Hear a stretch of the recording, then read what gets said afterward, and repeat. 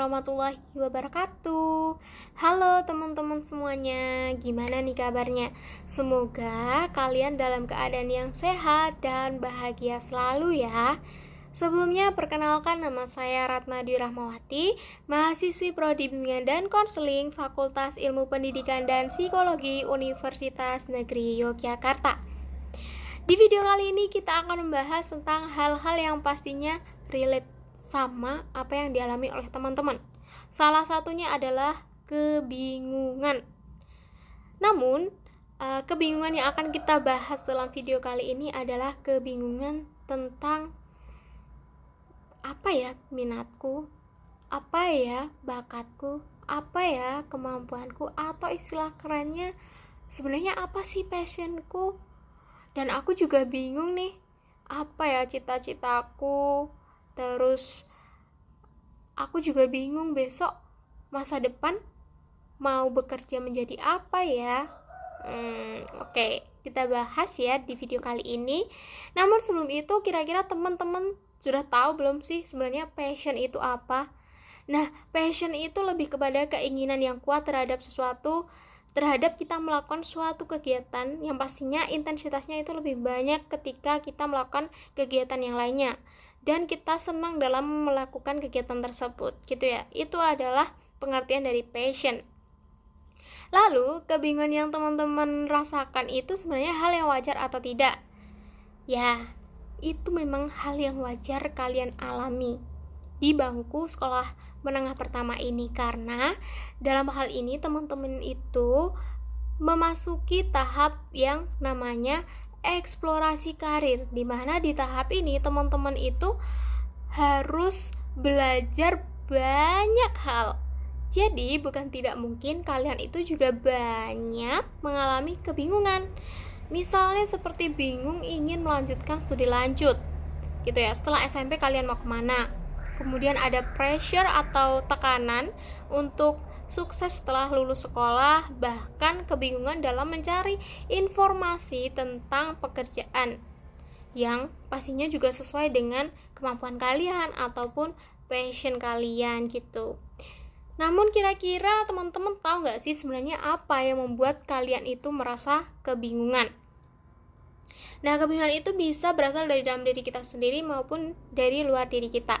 Yang pertama pastinya kemampuan intelijensi atau kemampuan kita dalam menyelesaikan suatu permasalahan gitu. Kemudian ada minat. Minat itu ketertarikan terhadap sesuatu yang pastinya itu nanti dipengaruhi oleh lingkungan sekitar kita. Kemudian ada bakat. Bakat itu lebih kepada kemampuan alami yang kita miliki gitu.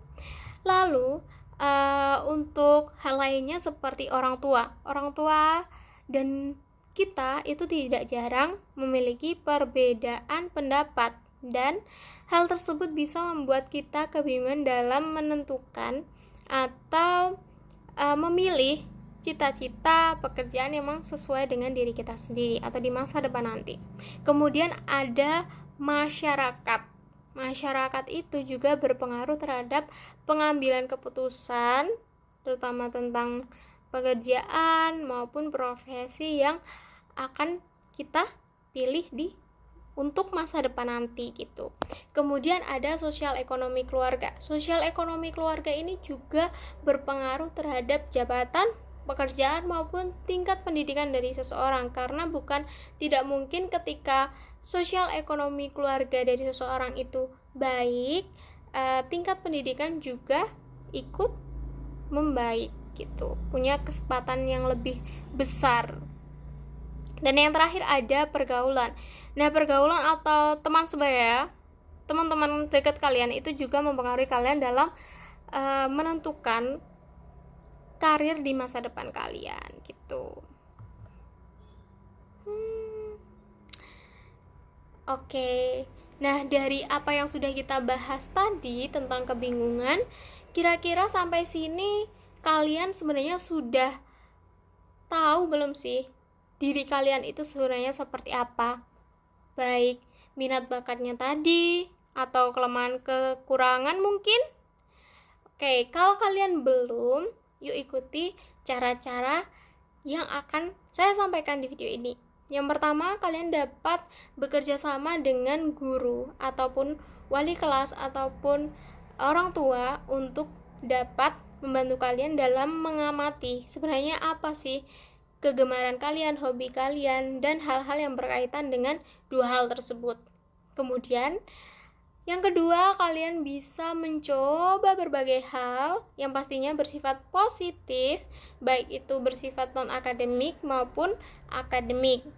Kemudian, kalian bisa melakukan diskusi kepada guru BK, wali kelas, orang tua, untuk membahas lebih lanjut tentang hasil pengamatan yang sebelumnya telah mereka lakukan. Nah, kemudian ada kondisi yang kondusif di lingkungan sekitar kalian, baik itu nanti di sekolah maupun di keluarga. Nah, peran orang tua dan keluarga itu sangat penting dalam hal ini untuk dapat membantu teman-teman mengembangkan minat dan bakat. Dan yang terakhir itu ketika kalian benar-benar masih merasa kebingungan namun ingin mengetahui lebih lanjut tentang minat bakat kalian, kalian juga bisa mengikuti tes minat bakat gitu ya teman-teman, bisa nanti online ataupun offline dari suatu lembaga tertentu gitu. Nah, itu ya teman-teman untuk video kali ini. Kemudian setelah kalian mampu untuk mengenali diri kalian sendiri, di sini saya juga akan menjelaskan tentang tipe-tipe kepribadian menurut Tom Holland. Model Riasek. Nah, model Riasek ini dapat membantu teman-teman untuk bisa memilih dan mengembangkan karir yang akan digunakan untuk masa depan nanti. Yang pertama itu ada Riasek. Riasek ini lebih cenderung suka untuk membuat, memperbaiki, merakit seperti alat-alat ataupun mesin gitu. Kemudian ada investigatif. Investigatif ini lebih menyukai tentang eksperimen, terus meneliti, mengamati, menyelesaikan masalah, dan lain sebagainya. Kemudian ada artistik. Artistik ini lebih cenderung suka mengekspresikan diri, baik meliputi kata-kata, maupun seni, maupun musik, bahkan drama. Yang keempat ada sosial. Sosial ini lebih cenderung suka untuk membantu, menolong, memberikan informasi, menyemangati bahkan gitu.